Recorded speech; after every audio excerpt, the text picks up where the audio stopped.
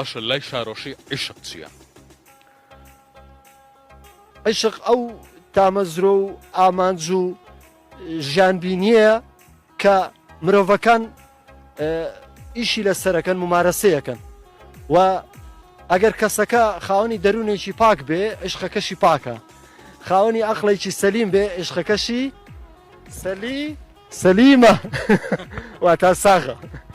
خۆشەویستی لای تۆ چییە؟ جیاوازی نێوان عیشق و خۆشەویستی چییە؟ خۆشەویستی دەرەجەیەکە لە عیشق، بەڵام عیشق هەموو کایەکانی ژیان و هەموو بەشەکانی ژیانەگرێتەوە. من بەشێکی وجودی خۆم لە ئافرەتە ئادۆزمەوە، بەشێکی لە پەیوەندی کۆمەڵایەتیە، لە پەیوەندی هاوسەرداریە، لە پەیوەندی لە هەستی باوکایەتیمە، لە هەستی برایەتی و هاوڕێیەتی و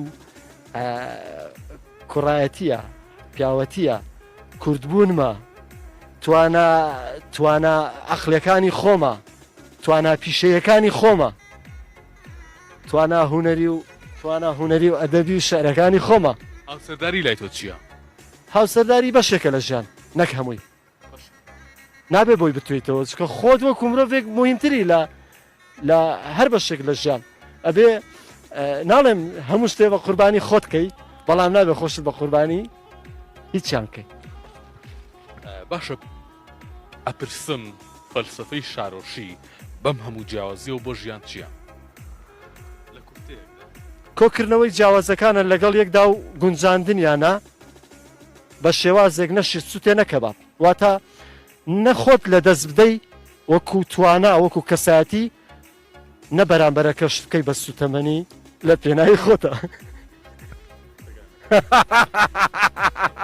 ڕۆڵە ئەرشی فیشەکە ها وەزاویە هەر ئەوە بە ئاتیادیە بەرپرسیارەتیە ها بەرپرسیارەتیە.